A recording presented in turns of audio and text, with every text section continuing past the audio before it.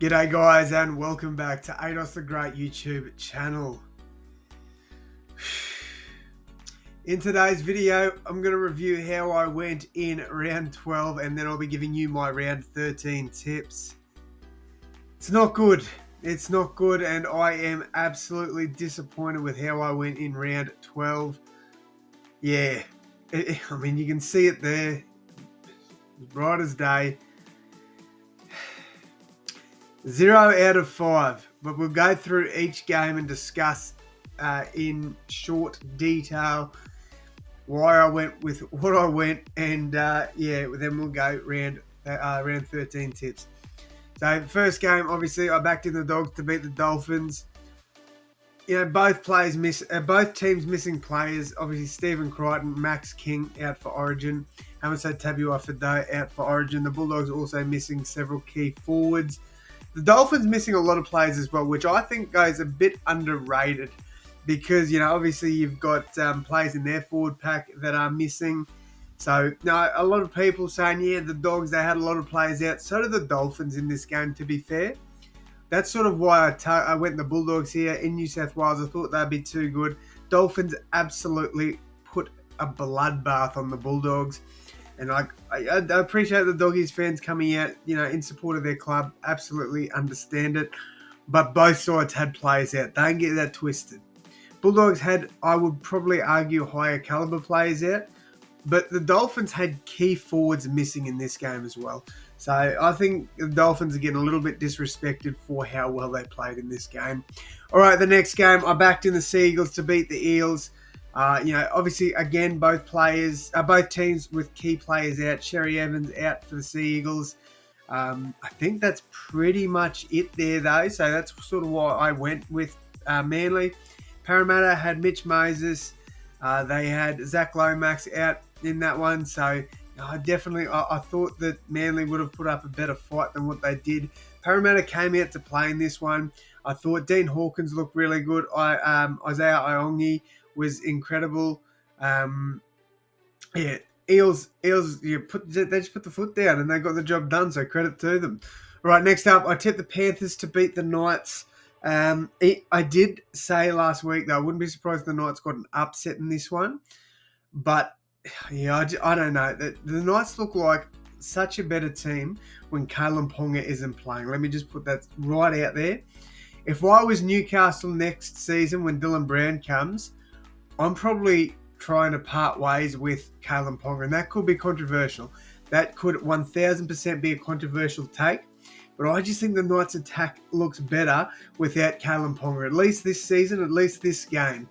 So Fletcher Sharp to fullback, Dylan Brown to 5'8", and then I'll be looking for a key halfback for the Knights. You could play Jack Cogger there, but I do think they need some sort of 7 in the club. So someone that's, you know, just a good halfback. I think that's what Newcastle need to look for. And I think they've got the perfect spine there. Like, I genuinely do. I think Kalen Ponga, unfortunately, is the odd man out. Fletcher Sharp is just looking so good this season. Doesn't matter where you play him, he just does a job. So credit to the Knights for a strong win there. We move on. Sharkies against the Roosters. I backed in Cronulla here. Again, like Roosters, obviously missing key players like Lindsay Collins, Robert Toya, there's Angus Crichton, Connor Watson, Spencer Leniu. Like there's several players missing there. Sharkies not really missing anyone. So, you know, I mean, I thought the Sharks had put up a better fight than this. This was pathetic by the Sharks. Roosters looked incredible. The young guns stood up in this game. Savala went to the next level in this game. I think he was their best on ground personally. Teddy stood up. And yeah, a lot of their younger boys stood up. So credit to the Roosters, man. That's a strong win for them.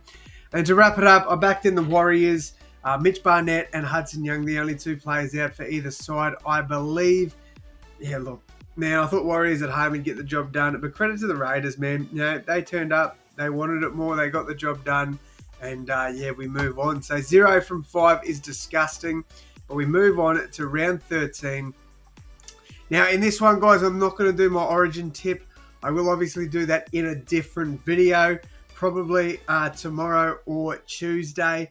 But we go into the only Friday night game this week. There's no early Friday game. There's 3 games on Saturday and 3 games on Sunday. So, Dragons taking on the Knights. I think this is at Jubilee. I think I could be wrong. I just want to fact check that. Jubilee Stadium, this one is. So, man, this is tough too because you'd think Ponga would probably back up from Origin. Dragons, they had Val Holmes playing Origin there, but outside of that, like, they shouldn't really have too many other issues. I'd probably say that Holmes and Ponga back up. Although if I'm the Knights, I'm probably not really pushing Ponga to come back. This is tough. Dragons, who's won? Knights have won 2 of their last 3 games. Dragons have won more overall than the Knights when these 2 teams meet. It's a good little rivalry between the 2. Jubilee Stadium, I'm going to go Dragons. I'm not confident about that tip, but I think they probably should get the job done there. So I'm going to go Dragons. I'm going to say Clint Gutherson scores anytime, and I'm going to go with a Dragons 1-12 win. I think this one will be a pretty tight tussle in that one. All right, next up we've got the Titans taking on the Melbourne Storm. I actually think Storm might rest some players in this one. I think Harry Grant probably does get rested. I reckon Munster, unless there's injuries, I reckon Munster backs up. He might not though, with Wishart being able to play too. So, yeah, I don't think Storm. I think Storm win this game. I think it'll be. I'm going to say a 13+ win, and I'm going to say that.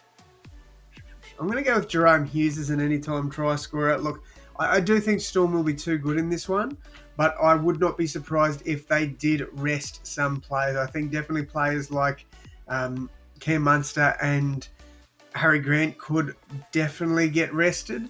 I'd say Xavier Coates will probably back up after Origin, and Trent Liero, I'd say, would probably back up as well. So I think Storm still have a well and truly good enough side to get the job done here. So I'm going to back in Storm. But, would not be surprised if it was less than 13+. But I do think Storm had enough to get the job done 13+ there. So backing in Storm there. All right, next up we've got the Cowboys taking on the Tigers. This is up in North Queensland. Lockie Galvin reportedly signing with the Bulldogs there, which means he probably won't feature in this game. Cowboys will, I would say their players should back up depending on injuries and stuff like that, but they'll have Tom Dearden, they'll have Ruben Cotter, and I think that's it. Mo Taulagi is out. I believe he's out for an extended period there. Tigers don't have anybody playing Origin. Terrell May is probably going to be annoyed that he didn't get selected like he was against South, so he'll probably have a pretty big game in this one. But I really can't see a world where the Cowboys lose it. I'm going to say Cowboys win. I'm going to say 1-12 though, but probably like a higher end of a 1-12, so like a 10-12 sort of margin.